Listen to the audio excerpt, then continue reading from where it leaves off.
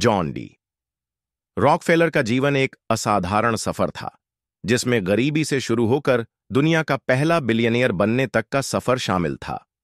उनका जन्म साल 739 में न्यूयॉर्क के एक गरीब परिवार में हुआ था। उनके पिता विलियम रॉकफेलर एक ठग थे जो नकली दवाइयां बेचते थे और खुद को डॉक्टर बताते थे। उनकी मां और परिवार को गरीबी में छोड़कर उनके पिता ने गुपचुप दूसरी शादी कर ली। 14 साल की उम्र में जॉन को अपने गांव और पढ़ाई छोड़कर ओहायो जाना पड़ा। वहां उन्होंने नौकरी की तलाश की और कई हफ्तों तक असफल रहे। अंततः उन्हें एक कंपनी में क्लर्क की नौकरी मिली, जहां उनकी पहली तनख्वाह सिर्फ $50 थी। वहीं उन्होंने अपने बॉस के चेक को देखकर यह समझ लिया कि असली अमीरी बिजनेस में है, नौकरी में नहीं। कुछ सालों बाद उन्होंने अपने दोस्त के साथ मिलकर एक व्यापार शुरू किया। अमेरिका में गृह युद्ध के दौरान व्यापार बढ़ा और जॉन ने काफी पैसा कमाया।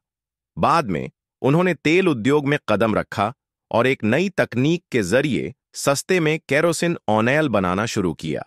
लेकिन जॉन सिर्फ एक बिजनेसमैन नहीं थे, वह एक रणनीतिकार भी थे। उन्होंने अपने प्रतिस्पर्धियों को खत्म करने के लिए कई तरकीबें अपनाईं। उन्होंने रेलवे कंपनियों के साथ गुप्त समझौते किए, जिससे उन्हें सस्ती दरों पर माल ढुलाई की सुविधा मिली।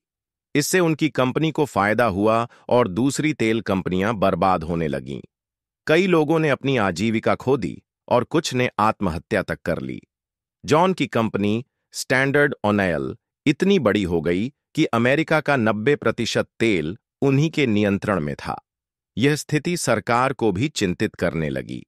जनता में उनके खिलाफ गुस्सा बढ़ता गया और आखिरकार अमेरिकी राष्ट्रपति थियोडोर रूजवेल्ट ने उनकी कंपनी को 35 भागों में विभाजित कर दिया। हालांकि जॉन ने अपने जीवन में अरबों डॉलर दान किए और कई धर्मार्थ संस्थाओं की स्थापना की। उनकी नेटवर्थ आज के हिसाब से $410 अरब के बराबर थी, जो अमेरिका की जीडीपी का 3% थी। रॉकफेलर की कहानी बताती है कि सफलता के लिए रणनीति, धैर्य और अवसरों का सही उपयोग करना जरूरी है।